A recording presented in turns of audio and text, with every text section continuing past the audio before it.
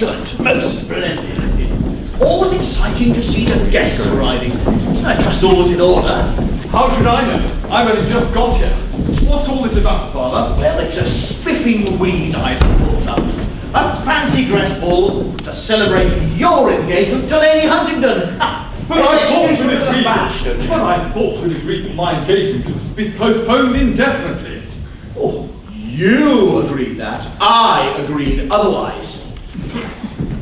After all, you'll be very happy together. She'll make you as happy as your mother made me, sort of thing. Our families have so much in common. Titles, land, a healthy dislike of foreigners. Her mother and I use the same brand of safety razor. And besides, I'm not getting any younger.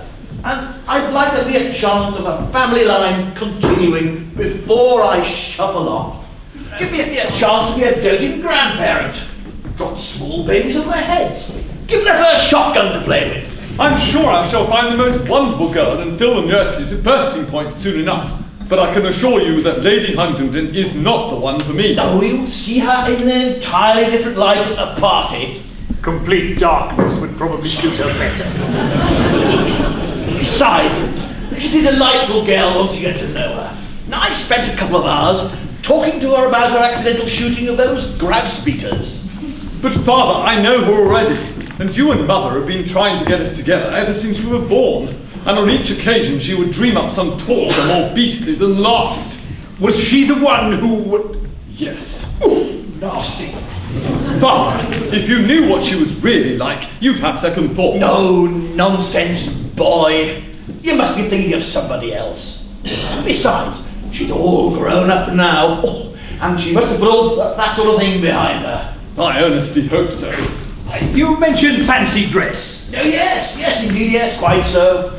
It was his mother's idea to have a medieval theme. She dismissed my suggestion with no small amount of distaste. Which was? Tahiti. Ooh, Tahiti! Yes. Oh, delicious. Colourful sarongs, grass skirts, coconut shells, that sort of thing. Dusky maidens scantily clad. Confidentially, we hadn't got enough coconut shells to go round.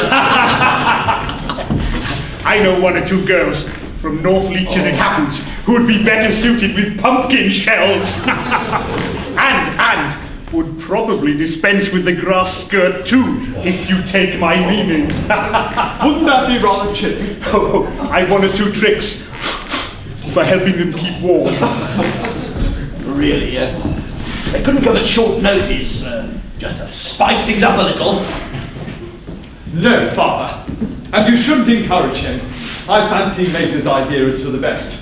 A little more decorum. I can't imagine Aunt Agatha blowing on a conch shell and eating papaya off a palm leaf.